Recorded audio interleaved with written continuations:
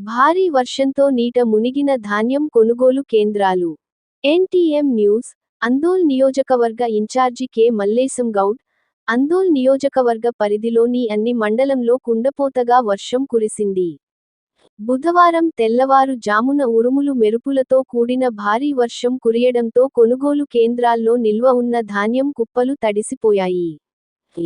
అందోల్, రేగోడ్, అల్లాదుర్గం, చౌటకూరు, పుల్కల్, పెద్దారెడ్డిపేట్ గ్రామాల్లో ఏర్పాటు చేసిన ధాన్యం కొనుగోలు కేంద్రాల్లోకి పైనుంచి వరద రావడంతో నీట మునిగిపోయాయి.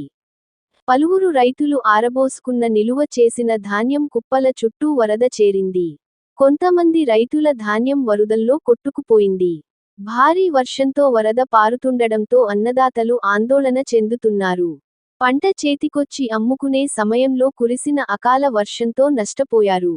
రైతులు లబో దిబో అంటున్న రైతులు.